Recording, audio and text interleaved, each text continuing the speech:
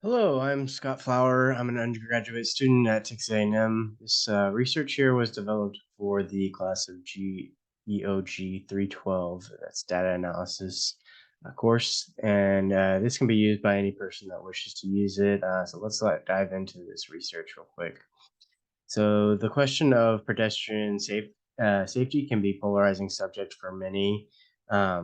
Pedestrian safety while traveling is a common goal of many government organizations, Texas A&M University included.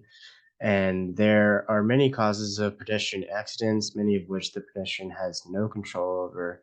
The topic of this research, however, is to study one cause over which the pedestrian is in complete control. This study observes the TAMU campus population using their cell phones while traveling around the campus. Pedestrians that are using cell phones while traveling are distracted, which can be a cause of accidents in which harm may come to the pedestrians or those around them. So, for our introduction here, the study considers the location of the of observation, so that the spatial pattern of where people are most distracted while traveling will be known. Do areas mainly containing undergraduate students have a higher number of distracted travelers? Um, if if certain areas of campus are more prone to distracted traveling, perhaps the university can take measures at these locations to curb distracted traveling areas from having an accident. Next, I'll direct your attention over to these maps that I have. So, for the study includes multiple phases of observation taken around the university, the College Station campus. Study locations were selected to be spread equally along a route that many pedestrians travel on campus. In phase one, 10 observations were taken at locations that contain a higher percentage of undergraduate students to see if the amount of cell phone use is higher than the general population.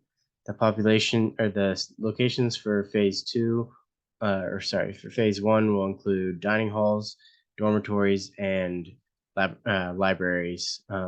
In phase two, 30 additional observations were taken to get a baseline of the general population's use of cell phones while traveling. This initial phase, combined with the second phase, represents the campus population as a whole and is a good representation of the true population. The observations for both phases were taken at 5 minute intervals in length, during which the observer would count people that were either looking at or talking on their cell phones while walking around campus. For the person to be counted as distracted by a cell phone, the phone must be looked at or talked into. Holding the cell phone does not count as distracted travel. Once the observer had found a location, they were instructed to notate the date, time, latitude, longitude, and distracted persons in a 5 minute period. The latitude and longitude were taken to analyze if there are spatial patterns to the number of people distracted while traveling. So we'll go on into the methods here.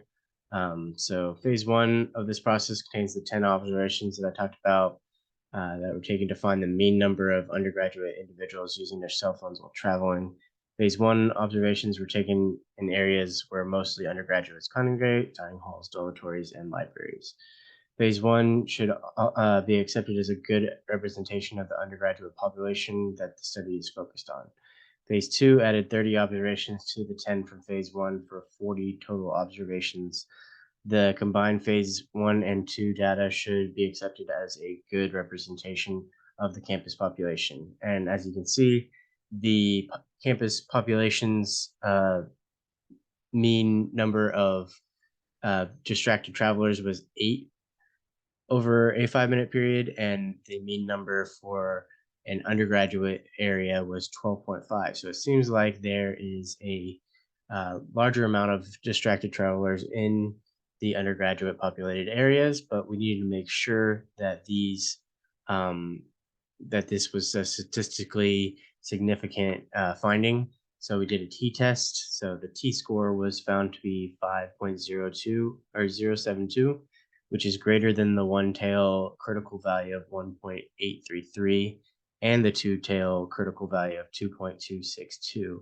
So the null hypothesis was rejected, and the null hypothesis you can see there is that they would be equal. So they are significantly statistically different, and the undergraduate populated areas are statistically more likely to have distracted travelers in them. So, onto our discussion here.